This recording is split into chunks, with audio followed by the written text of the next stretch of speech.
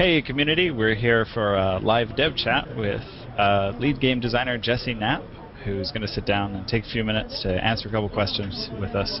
So this is Jesse, right? Nope, other side. There we go.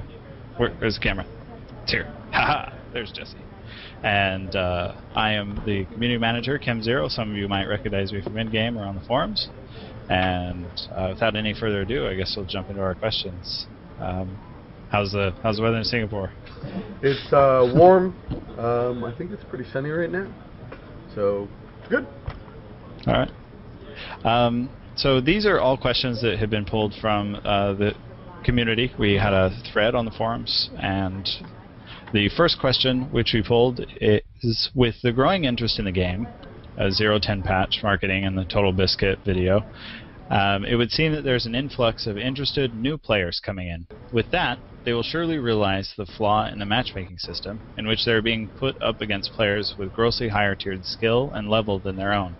There's been threads in the forum that call for modification or change of this system, and several alternatives to do so. What the player wants to know is if there are any plans in the immediate future or further down the line to modify or change the current matchmaking to make matches more fair to players at all skill levels. And if there is there any information that can be released on these modifications or changes? So we, as you guys probably remember, had issues with certain players not being able to get matches because the settings were tuned. I think this was late last year for a bit more quality. Now things have swung the other direction, as they oftentimes do, and we want more quality. So there's some tuning we'll be doing in the next few weeks to try to increase the chances. Whenever we're looking at the core matchmaking settings, it's a trade-off of wait time versus match quality. The longer the expected wait, the more quality we can try for. But by the same token, the waits get longer. As the waits get longer, the quality relaxes to try to find you a match. So when you're waiting a long time for a match, it's less certain anyways. So we do have some changes we hope to make soon to try to increase the chances of quality. And the bigger the influx of new players is, the more we can do that. There's some other changes to the skill calculation that we're looking at making as well, that are a little bit further down the road. And we're also looking at some fundamental areas of the match creation design, and trying to find ways to better empower you, the players, to really have a little bit more control over that experience, have a little bit more choice. But again, that one's a bigger effort, so further out. Okay. So moving on to our next question. Starter weapons are forever kept in your inventory. Would it be possible for them to be bought or sold for 0 RP so that more space is available in the inventory?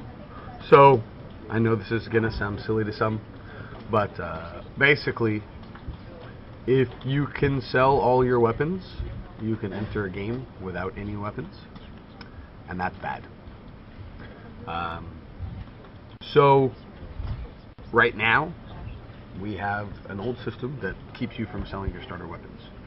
The design team has plans to make a smarter system. We know exactly what we want to do so that you can get rid of your starter weapons, just making sure that you always have at least one of each weapon type. So if I bought a higher level shotgun, I can get rid of my default ones, or I can get rid of one if I don't want to buy any. And I can always make sure that every player has one of each type of weapon they've already owned, while still giving them the freedom to get rid of ones they don't want. To be honest, I don't know when we'll be able to do that. It is important, but we have a lot of other, probably more pressing matters we need to attend to as well. So we're also looking at ways of making the current inventory restrictions a bit more comfortable for you guys. Okay. So moving on, question 3 is, with pistols, will there be a chance at seeing customization with sidearms? Yeah, so actually we've got some design docs we've had for a long time with customizable pistols that let you do things like mount certain subsets of scopes or extended magazine, maybe a silencer. It's definitely something we want to do. Again,